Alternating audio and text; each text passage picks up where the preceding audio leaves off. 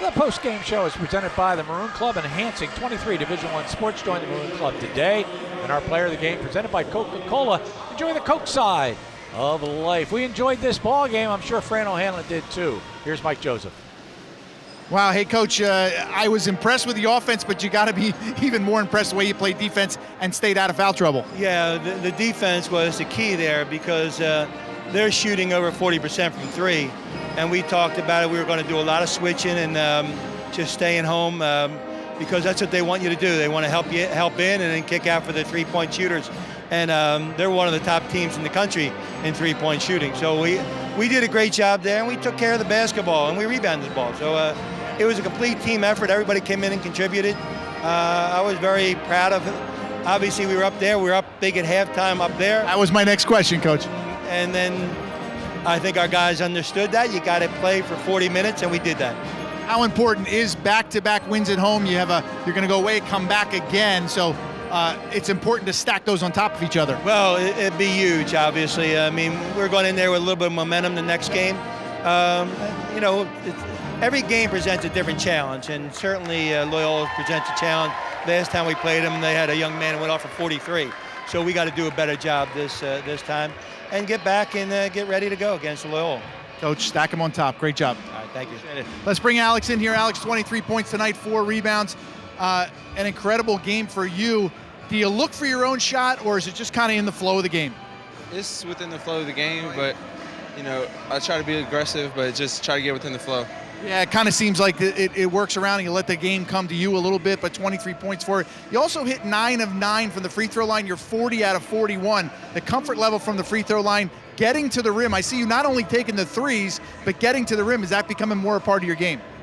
I mean, yes. I try to be score all 3 levels. Right. And the free throws is something that I worked on a little bit over the summer just because it's free points, so got to capitalize on those. Yeah, it seems like you and Matt run the nice high pick and roll. Comes off, and it's nice to have a center that can hit that little mid-range. Yeah, definitely. He can shoot it. Absolutely. Great game. We'll see you back here soon. Nice to put 2 wins together. Yes, sir. Thank you. Thanks a lot. Guys, great wins for the Leopard. One of the best basketball games I've seen here played on the Hill in a while. They lit it up offensively in the first half. Army couldn't catch up. Back to you. Mike and I were here so long today, we got 3 credits, by the way, and a good day announcing the football players and doing tonight's basketball game. A good win for Lafayette. I know we have highlights, so I know John is ready. Yeah, Gary, I'll tell you what, it was a fun game to watch. Tommy Funk really was feisty all night long, but, give credit to Lafayette because this is an Army team that is perfectly capable. They've got some gritty, good players. We talked about how well they shoot the basketball, and this was not an easy as Lafayette made it look tonight. Matt Wilson got it going a little bit in the second half where he's a big, strong sophomore. When he gets the ball around the rim, he can score it easily. But again, it was just few and far between. They went to him more in the second half than the first, but by then Lafayette had virtually run away with this basketball game. And as Fran O'Hanlon said, it was a complete team effort led by the young freshman Alex Petrie. He was our Coca-Cola player of the game. Gary, he does. If we talk about scoring at all 3 levels, we saw him lay it in. Now we see him there with a pull-up jump shot. And when he gets in the lane, there's all kinds of ways for him to score the ball as well. But he can catch and shoot. He can put it on the floor and get to the rim as well as anybody, and he's going to have a terrific career ahead of him. Matt Planuski, of course, the old Leopard. Matt Planuski filling it up, got it going from downtown in the second half. He's the senior leader of this basketball team. Watch the alley-oop. The freshman to the sophomore.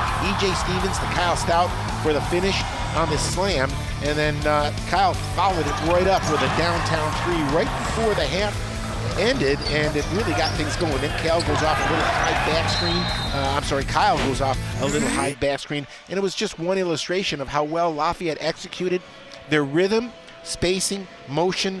It was an offensive clinic tonight for the Leopards. I thought you executed pretty well tonight, too. Sometimes you want to execute me, I understand that. Here's how the numbers shook out for Army. West Point, 54 points. They had 22 field goals. They shot just 35.5% in the game. 6 for 28 from beyond the arc. That's 21%. 4 for 5 from the free throw line, led by Matt Wilson with 10 and Jordan Fox with 11. Those are the only Army players in double figures. They go to 13 and 11 overall and 6 and 7 in the Patriot League. For Lafayette, a much better night. 81 points, 28 field goals. They shot 52%. 10 for 20 from the foul line. You could figure that one out. And 15 for 16 from the foul line. That's 94%. They had double-figure scoring out of Matt Klanuski with 14. Alex Petrie led everybody with 23. 14 for Justin Jaworski. E.J. Stevens with 10. And a big pat on the back. Palace Jalise had 10 rebounds in tonight's ball game. Lafayette goes to 7-17. They go to 5-8, now tied with Holy Cross, as Holy Cross lost tonight.